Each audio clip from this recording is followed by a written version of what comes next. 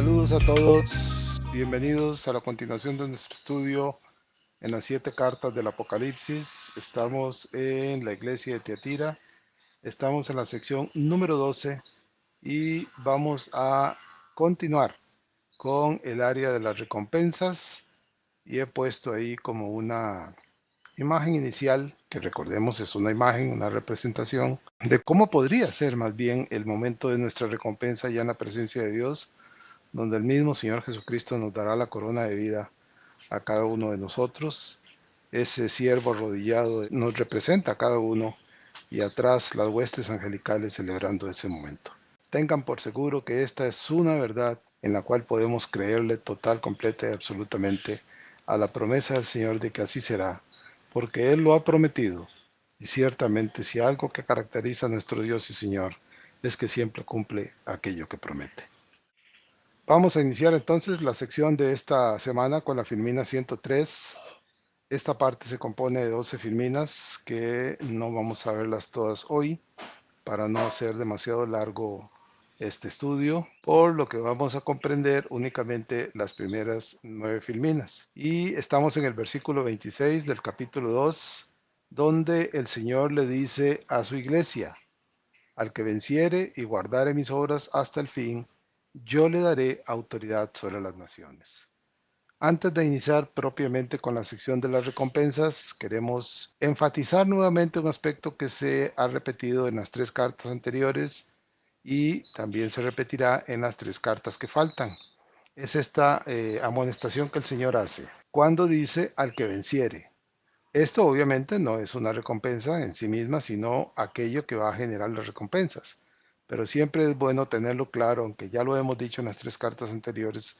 Esta condición de ser vencedor es una condición, valga la redundancia, que le es innata a los únicos y verdaderos hijos de Dios.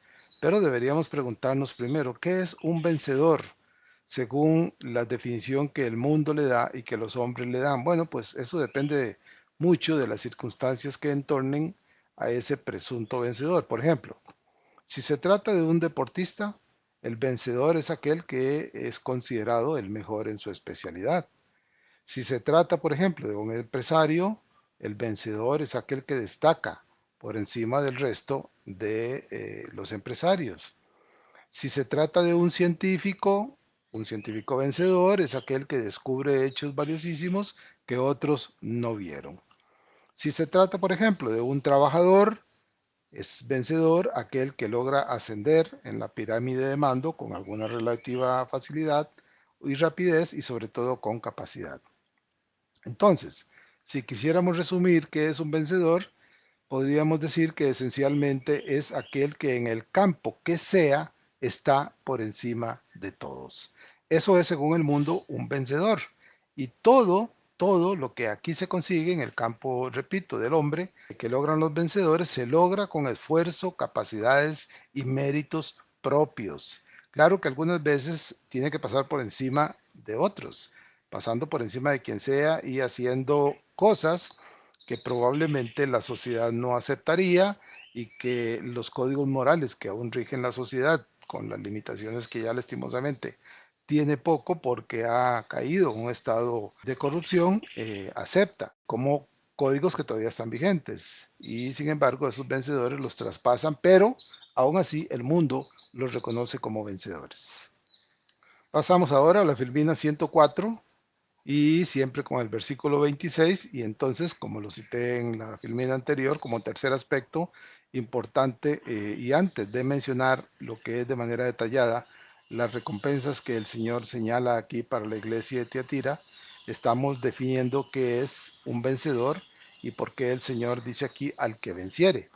Bueno, tenemos también como un punto relevante que si en el mundo de los hombres los vencedores son aquellos que acabamos de citar en la filmina anterior, el vencedor delante de nuestro Dios es todo aquel siervo que, conociendo sus limitaciones, se hace completamente dependiente únicamente de su Dios. Y de esta verdad total nos da un ejemplo contundente y totalmente escritural y cierto el apóstol Pablo cuando en Gálatas 2:20 él afirma: con Cristo estoy juntamente crucificado, y ya no vivo yo, mas vive Cristo en mí. ¿Qué es lo que está diciendo el apóstol Pablo en este momento? Simple y sencillamente que en ese instante de su vida ya no era Pablo de Tarso el que se movía en este mundo, sino era Cristo en Pablo de Tarso haciendo aquello para lo cual el Señor lo había llamado. Y esto cada uno de nosotros entiende que es el ideal que también cada uno de nosotros como creyentes debe tener en esta vida. Es decir, que llega un momento en que conforme crecemos, maduramos y aprendemos más a ser obedientes y fieles al Señor, ya no soy yo, ya no es Kenneth el que gobierna mi vida, sino que es Cristo el que la gobierna en mí. Por eso, como Pablo, lo deseable y el esfuerzo que debemos hacer es que llegue un momento en que podamos decir, ya no vivo yo, es Cristo el que vive en mí. Y todo lo que hago, lo hago para la gloria de su nombre. Entonces el Señor agrega aquí que la esencia inherente del vencedor delante de él es aquel que guardare mis obras hasta el fin. Vean, este es el resultado. El vencedor es aquel que, conociendo, repito, sus limitaciones, llega a depender completamente de su Dios. Y en el trayecto de esta dependencia guarda todo aquello que su Señor le ha dicho que debe guardar y que debe hacer. Así, entonces tenemos por claro que un vencedor, según el mundo, merece absolutamente todos los elogios de la sociedad y todos los elogios de sus semejantes, pero delante de su creador, tal calidad de vencedor, tales triunfos no tienen absolutamente ningún valor. Claro, a menos que esa persona lleve una vida haciendo la obra de su Dios, aún cuando sea, digámoslo, dentro del contexto del mundo, una persona vencedora, pero para quien hacer la obra de Dios es su prioridad, entonces podríamos decir que es un doble vencedor. Es un vencedor delante del mundo, pero lo más importante, es un vencedor delante de su Dios. Llegamos así a la Filmina 105, donde iniciamos propiamente lo que es el área de las recompensas que el Señor tenía para los siervos fieles de la iglesia de Tiatira. Debemos recordar que este tipo de recompensas no solo eran puntuales a la iglesia de Tiatira en aquel momento en el que el Señor se las da, sino que son recompensas, como en el caso anterior y como las que aún faltan por estudiar, son recompensas que el Señor dará a su iglesia, a sus siervos, a usted y a mí en el momento en que nosotros lleguemos a la presencia del Señor. Esto tengámoslo presente porque recuerden, el Señor no da con limitaciones, el Señor siempre da abundantemente y sobremedido. Y estas recompensas también nos alcanzan a cada uno de nosotros. Entonces, al iniciar aquí lo que es la parte de las recompensas a su iglesia en todo tiempo y a la iglesia de Tetira en el momento puntual en el que el Señor lo está diciendo, debemos reconocer y destacar algunos puntos importantes. Lo primero, una pregunta. ¿Qué mueve al siervo fiel a guardar las obras de su Señor? ¿Qué es lo que lo mueve? ¿Qué es lo que lo lleva a cumplir con esas obras? Bueno, hay un aspecto importante que señala el apóstol Pablo en 1 Corintios 6:11 cuando dice, mas ya habéis sido lavados, ya habéis sido santificados, ya habéis sido justificados en el nombre del Señor Jesús y por el Espíritu de nuestro Dios. Hice un comentario marginal en cuanto a este aspecto importante que quiero leer para ustedes porque creo que debe destacar también lo que mueve al siervo fiel a guardar las obras de su Señor. Y es a través de una pregunta, ¿cómo se guardan las obras del Señor? Es decir, ¿cómo hacemos usted y yo para guardarlas? Y sobre todo, ¿cómo sabemos que estamos guardando las obras del Señor? Bueno, la nota marginal dice así, esto va más allá de un hacer impositivo, es decir, esto es algo más que una orden que el Señor me está dando. Tiene que ver con sentimientos, deseos, voluntad y sobre todo una buena porción de gozo para hacerlo. Se hacen guardar las obras del Señor y por eso me hace a mí y lo hace a usted vencedor, porque cumplirlas me complace, porque hacerlo llena mi ser de alegría, satisfacción y hasta una cuota de sorpresa que el Señor se haya fijado en mí para salvarme. Guardo sus obras porque sé que cada una de ellas es buena para mí y para mis consiervos y sobre todo redunda en la gloria de mi Señor en mi entorno.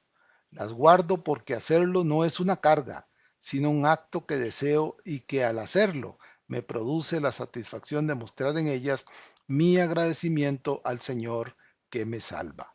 No, no lo hago por obligación, lo hago porque me complace, me llena, me produce alabar al Señor porque me buscó, me lavó, me justificó, me santificó y me salvó por toda la eternidad.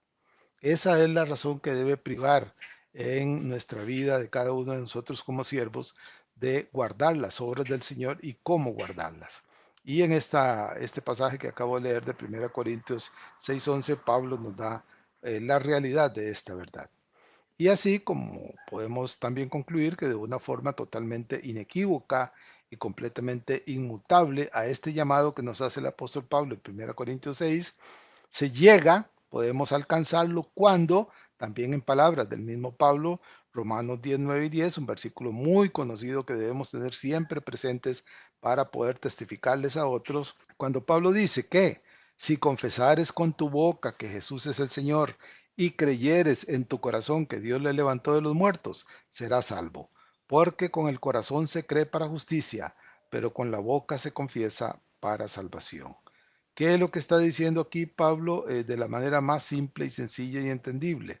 Que el único camino directo a la presencia de Dios por toda la eternidad es a través del Señor Jesucristo, confesando con mi boca de manera oral que Jesucristo es mi Señor y creyendo en todo lo más profundo de mi corazón que Dios le levantó de los muertos, es decir, que resucitó efectivamente el tercer día.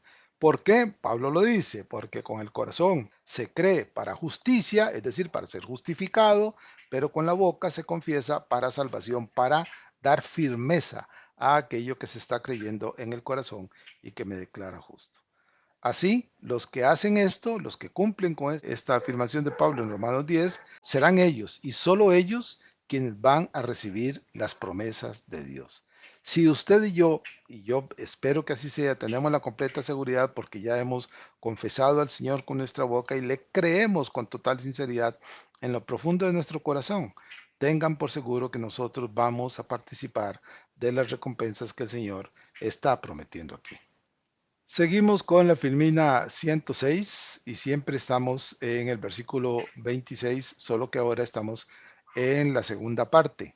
Ya es, como dije en la Filmina anterior, donde se inician las recompensas. Dice que el Señor, a todo aquel que guardare sus obras, dice, yo le daré autoridad sobre las naciones. Entonces, si lo hiciéramos en forma de pregunta, cuál sería el requisito inmutable para recibir esta recompensa? Aquí en este versículo, en palabras del mismo Señor Jesucristo, está la respuesta. La forma como el siervo va a recibir esta recompensa de recibir autoridad sobre las naciones es creer en Jesucristo y confesar con la boca que Él es el Señor. Es decir, lo que en esencia, ya lo dije en la filmada anterior, pero que se confirma en aquella intercambio de palabras que Pablo y Silas tuvieron con el carcelero de Filipos en Hechos 16:31. En un pasaje extremadamente conocido, cuando el carcelero se iba a suicidar, Pablo lo detuvo, lo llamó a voces y lo detuvo y él fue hasta donde estaban Pablo y Silas prisioneros y al ver el milagro que se había suscitado por el terremoto y todo lo que había pasado, el hombre en un acto de confesión y arrepentimiento le pregunta a Pablo y a Silas, señores, ¿qué debo hacer para ser salvo? Y ellos le dicen, cree en el Señor Jesucristo y serás salvo tú y tu casa. Bueno, pues aquí está precisamente ese requisito inmutable para cada uno de nosotros y para todo aquel que en este mundo hoy y ahora quiera recibir esta recompensa. Las preguntas siguientes son obvias. ¿Cuándo sucederá esto? Que se recibirá autoridad sobre las naciones. ¿Qué clase de autoridad es esta? Y sobre todo, ¿qué naciones son aquellas sobre las que hemos de gobernar? Bueno, pues para contestar estas preguntas, lo primero que tenemos que ver es quiénes somos nosotros delante del Señor. Y el apóstol Pablo nos da una respuesta clarísima y sobre todo valiosísima y eterna cuando en Romanos 8, 16 y 17 dice, el Espíritu mismo, aquí se refiere al Espíritu Santo, el Espíritu mismo da testimonio a nuestro espíritu, es decir, a mi ser, de que somos hijos de Dios. Y si hijos, también herederos, herederos de Dios y coherederos con Cristo. Vean qué maravilla. Esta es parte de una promesa extendida que resume lo que nos están diciendo aquí. Parte del contenido de esos derechos de coherencia que tenemos en Cristo es este que se está prometiendo aquí de darnos autoridad sobre las naciones. Ahora, lo que se nos promete y da veracidad a esta promesa que acabamos de leer de ser herederos de Dios y coherederos con Cristo, lo dice también nuevamente Pablo en la segunda carta a Timoteo 2 del 11 al 12 cuando afirma de manera categórica, palabra fiel es esta. Si somos muertos con Él, se refiere al Señor Jesucristo, también viviremos con Él, el Señor Jesucristo, y luego afirma, también reinaremos con Él, el Señor Jesucristo. Y para que tengamos presente a qué se refiere Pablo aquí, lo vamos a ver más adelante en algunos pasajes en Apocalipsis capítulos 19 y 20. Y para confirmar esta realidad de que reinaremos con él, Apocalipsis 5:10, hay un cántico en el cual los salvos delante de Dios dice, y nos has hecho para nuestro Dios, hablando del Señor Jesucristo, reyes y sacerdotes, y reinaremos sobre la tierra. Como ven, esta recompensa que el Señor nos promete aquí está garantizada a lo largo de todos los tiempos y eternamente y para siempre, de que verdaderamente siendo coherederos con Cristo, siendo que también reinaremos con Él, y por lo tanto ese reinado se va a producir aquí en la tierra en su momento. Ya lo vamos a ver. Muy bien, pasamos a la Filmina 107 y estamos en la promesa donde el Señor le dice a los siervos de Tiatira, y por extensión llega hasta usted y hasta mí, a los fieles, a los que guardan sus obras, yo les daré autoridad sobre las naciones. Estamos definiendo a cuáles siervos el Señor dará esa autoridad sobre las naciones. Acerca del cuándo se va a dar esta autoridad, afirma la palabra de Dios en Apocalipsis 24 y 6. Dice Juan escribiendo en el libro del Apocalipsis, y vi tronos, y se sentaron sobre ellos los que recibieron facultad de juzgar, y vivieron y reinaron con Cristo 1000 años. Eso es el cumplimiento de la promesa que el Señor le hace aquí a Tetira, le daré autoridad sobre las naciones. Aquellos que se sentaron con el Señor recibieron facultad de juzgar y vivieron y reinaron con Cristo 1000 años, es decir, siendo corregentes en el reinado milenial del Señor Jesucristo. En cuanto a quiénes son los que vamos a participar, aunque ya lo estoy afirmando con el versículo anterior, hay una garantía adicional que la dice el apóstol Pablo en 2 Timoteo 2 del 11 al 12, cuando le dice a su siervo Timoteo, ¿o no sabéis que los santos, es decir, los creyentes en Cristo, han de juzgar al mundo? Vean que aquí está incluso anticipándose con relación al tiempo en que se hacen estas afirmaciones, Pablo primero en 2 Timoteo y Juan allá a finales del siglo primero, se dan afirmaciones, reinaremos con Cristo 1000 años, dice Juan. Y Pablo dice, los santos, los creyentes en Cristo, son los que han de juzgar al mundo. Entonces podemos concluir de manera clara, inequívoca, que será en el reino milenial del Señor Jesucristo cuando esta recompensa será dada a los vencedores. También aquí hay una nota marginal que quiero leer para ustedes. Dice, sin duda, y según este pasaje en Apocalipsis 24, dicho momento será en el reinado milenial del Señor. Por tanto, la autoridad recibida por los siervos glorificados que reinaremos con él proviene del mismo Señor, quien es Rey de Reyes y Señor de Señores. Esto lo encontramos en Apocalipsis 19, al regreso en la segunda venida del Señor. En cuanto a las naciones sobre las cuales hemos de ejercer esta autoridad, no son países como los que conocemos hoy, no es en el sentido literal cuando aquí se habla de naciones de esa forma. No son los que están delimitados por fronteras, sino que serán, como la misma palabra de Dios dice, pueblos, naciones y lenguas. Aunque por una cuestión, diría yo, de simple sentido común, en el reinado milenial, los países como tales no tienen que desaparecer en la forma en que los conocemos hoy. Por lo tanto, será posible que esos pueblos, naciones y lenguas todavía convivan en países como los actuales en este momento. Tenemos entonces claro que será en el reinado milenial cuando esta recompensa será cumplida y será únicamente para los vencedores. ¿Quiénes? Los que guardan las obras del Señor. A ellos serán a los que se les dé la autoridad sobre las naciones. Aquí debemos detenernos un momento para contestar una pregunta interna, puntual y personal. ¿Le creo al Señor cuando me promete esta recompensa? Recuerden que parte importante de la fe que cada uno de nosotros tiene es creer al Señor en su palabra, aún en cosas que van a suceder años hacia adelante, decenas de años. No sé cuánto será el momento en el que el Señor venga, pero aún han de pasar tal vez algunos años. Bueno, pues creerle al Señor en promesas que todavía ni siquiera vemos, pero creerle a Dios es importante como parte de nuestra fe. Recuerden que eso fue precisamente lo que hizo que el Señor, lo que ayudó a Abraham para ser declarado justo delante de Dios. Le creyó Abraham a Dios y le fue contado por justicia. Por lo tanto, creámosle al Señor cuando nos dice, nos promete y nos garantiza que en su momento en el reinado milenial correinaremos con él y tendremos autoridad sobre las naciones. Seguimos con la Filmina 108 y pasamos al versículo 27, donde el Señor, como parte de la recompensa, es un componente adicional de la autoridad que va a recibir el siervo de Dios que va a correinar con el Señor Jesucristo. Dice que esa autoridad sobre las naciones, el siervo las regirá con vara de hierro y serán quebradas como vaso de alfarero. Aquí lo que se nos está diciendo es básicamente la forma en que la recompensa será aplicada por el siervo sobre aquellos sobre los que ha de gobernar.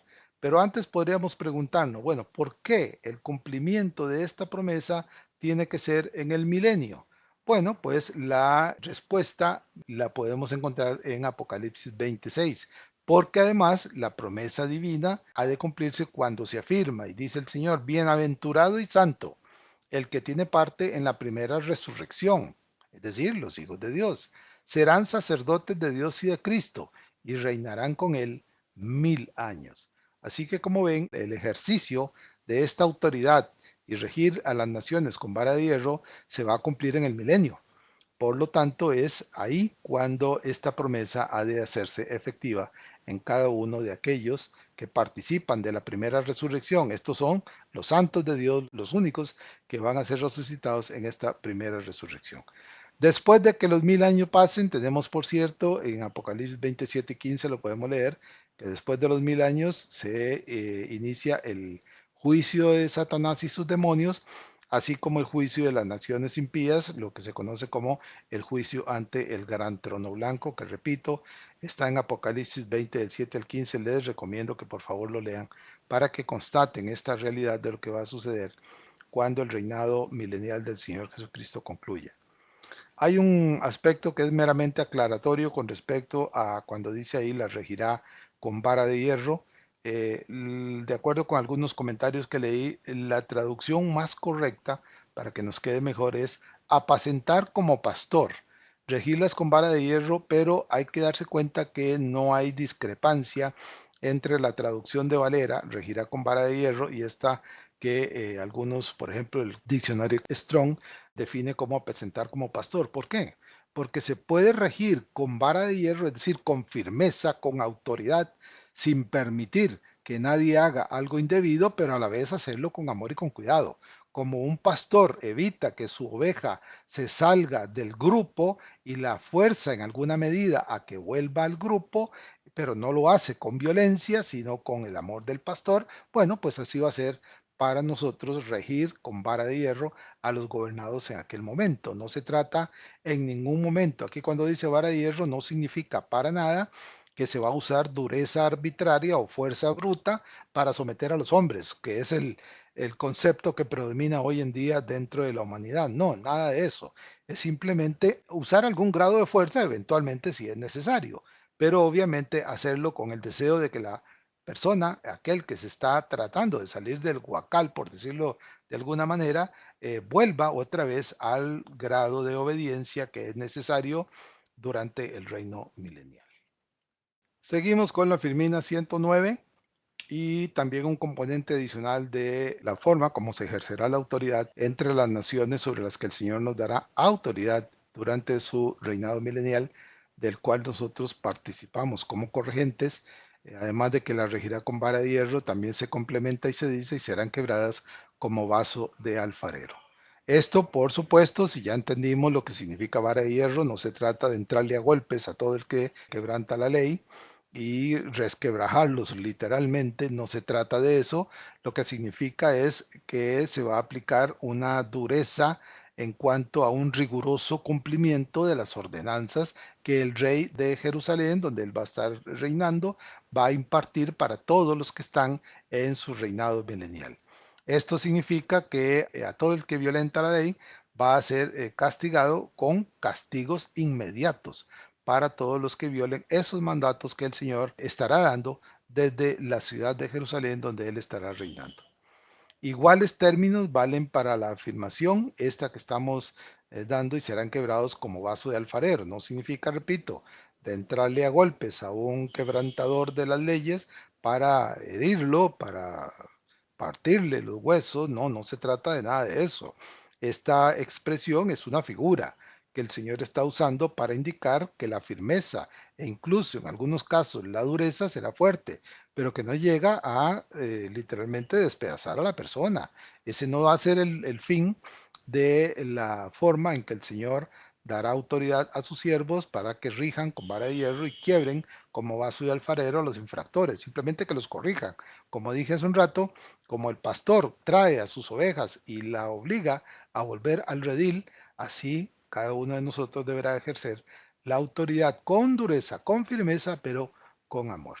Entonces tenemos claro que nunca, nunca estas acciones incluyen ninguna forma de abuso en cualquiera de sus formas, lo cual es muy común entre las naciones de este mundo en el que cuando el pueblo se levanta o se opone o hace algo que no le agrada a sus gobernantes, simplemente los gobernantes mandan a sus policías, a sus ejércitos, para que con el mayor grado de brutalidad posible sometan a los revoltosos. Eso no va a ser así durante el gobierno milenial del Señor Jesucristo y de nosotros como cogobernantes con Él. Su uso aquí, la expresión figurativa, regirá con vara de hierro y serán quebrados como vaso de alfarero, es para enfatizar en términos que le son totalmente conocidos a todos los hombres el resultado de violar el mandato de Dios, es decir, que habrá castigo, habrá juicios, tengámoslo por seguro, y nos tocará a nosotros ejercer ese juicio y ese castigo sobre los violadores. Ahora, alguien podría preguntarse, ¿por qué esto es inevitable en el contexto en el que en este momento estamos? ¿Por qué tanto rigor con los infractores?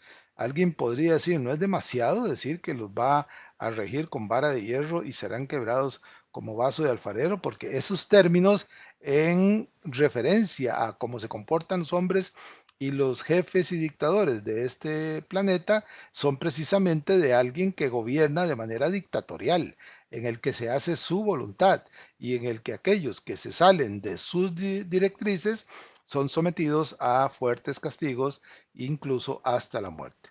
Recordemos que en un mundo sin Dios como el que hay hoy, que en su mayoría son gente que ya no les interesa y no necesitan de Dios, los cuestionamientos de las decisiones divinas están a la orden del día. Entonces, para ellos, la pregunta normal, natural y que según ellos desautoriza a Dios es cómo es con Dios, que se dice ser misericordioso y bondadoso, va a permitir que a la gente se les rija con vara de hierro y sean quebrantados como vaso de alfarero.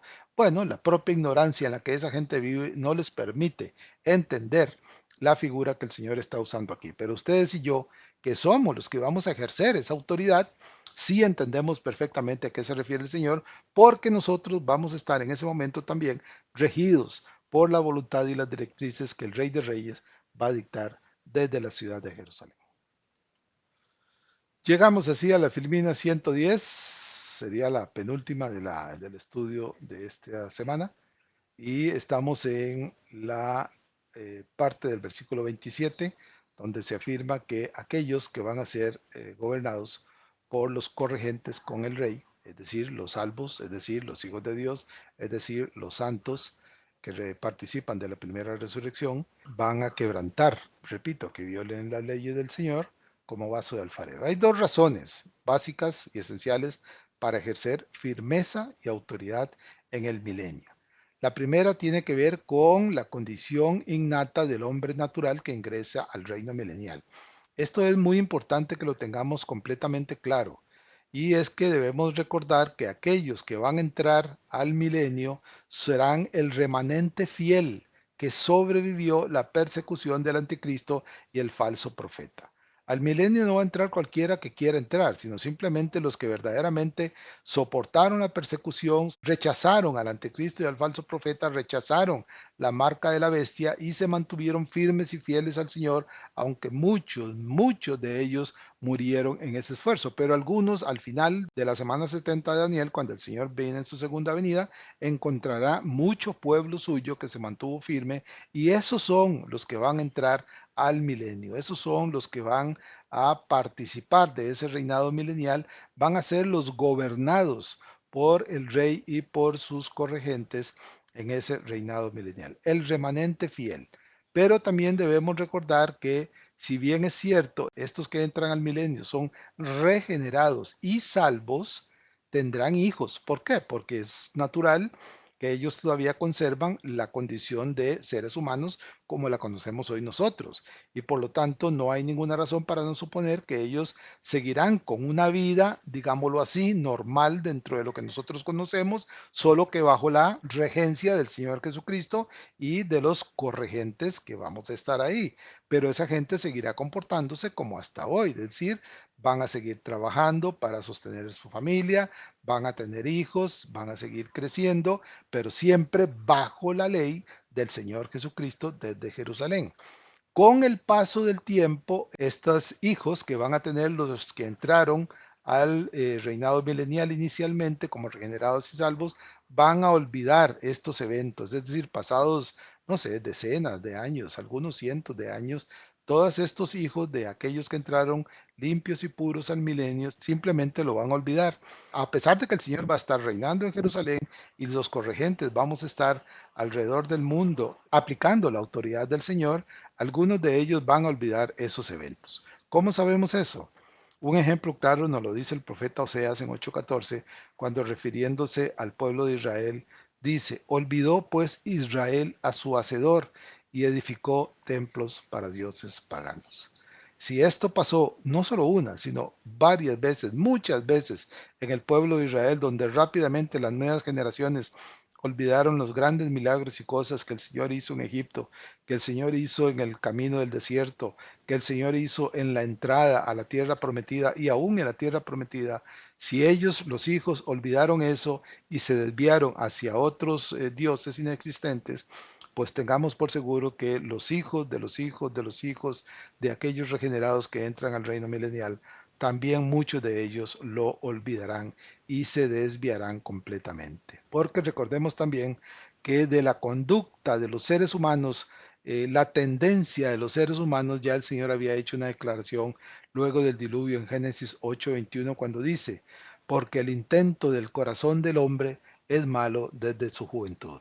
Y recordemos que lo que entran al reinado milenial son seres humanos y los hijos que van a tener son seres humanos como los conocemos hoy.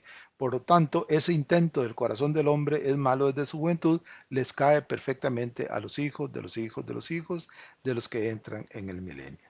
Y debemos recordar un detalle importante, que esto va a suceder a pesar de que el maligno ya se encuentra prisionero en el abismo, según lo podemos ver en Apocalipsis 20 del 1 al 3, donde se afirma que le fue dada autoridad a un ángel para que tomara prisionero a Satanás y lo encerrara en el pozo del abismo.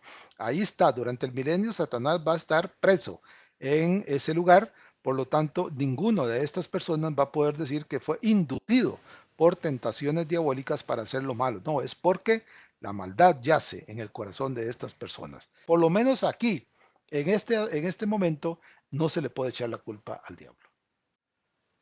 Llegamos así a la Filmina 111, que ya para nuestros efectos es la última de este estudio de esta semana. Y estamos ya concluyendo, aunque todavía nos quedan 3 Filminas más, la parte donde dice y serán quebradas como vaso de alfarero. Estábamos viendo 2 razones de lo que pasará al final del milenio. La segunda razón podemos dividirla en que ese desvío hacia el mal estará, repito, como lo señalé en la filmina anterior, en algunos retoños de aquellos salvos que entraron al milenio porque fueron encontrados justos y porque le creyeron al Señor Jesucristo. Aún, recuerden, con Satanás ausente, ya Satanás todavía está prisionero durante el milenio. La naturaleza caída del hombre llevará a muchos de ellos a rebelarse contra el rey de Jerusalén. Una torpeza, si se quiere, y esto lo podemos ver en Efesios 4:22. Pero ciertamente sucederá. ¿Por qué? Porque la semilla del mal se encuentra sembrada en el corazón de estas personas y nace de manera natural en muchos de ellos. Entonces, los siervos corregentes, es decir, entendamos los santos del Señor, que vinimos con Él en su segunda venida, actúan con vara de hierro, que es la figura que hemos estado usando, sobre los rebeldes. Insistimos, esta vara de hierro significa actuar con firmeza. Con dureza es de acuerdo con las circunstancias, pero no con brutalidad. No significa eso, que es el concepto que usan los seres humanos. Unos versículos importantes a los cuales debemos buscar para leer es 2 Timoteo 2:12, Apocalipsis 2:27 y Apocalipsis 5:10. Luego tenemos, de acuerdo con la referencia que nos hace Juan, que al final del milenio, cuando se cumplan los 1000 años, Satanás será liberado y entonces irá por toda la tierra a reunir a todas estas personas, a todos estos rebeldes, a todos estos que por miedo tenían escondida su rebeldía acerca del Rey de Reyes en Jerusalén y vivían en aparente obediencia, pero no lo eran porque lo hacían para evitar que la vara de hierro cayera sobre ellos. Pues al final Satanás va a ir a buscarlos, los va a reunir a todos ellos para atacar la ciudad de Jerusalén donde Cristo reina. Sobra decir que este intento será torpe, inútil, por cuanto cada uno de ellos y todos en conjunto terminarán en una derrota aplastante, tanto para quien los va a capitanear, que es Satanás y sus huestes, como para todos los que van a participar, que son los rebeldes que van a nacer durante el milenio. Todos serán derrotados, todos serán destruidos y todos serán enjuiciados. Muy bien, aquí estaríamos terminando entonces la parte del estudio de esta semana.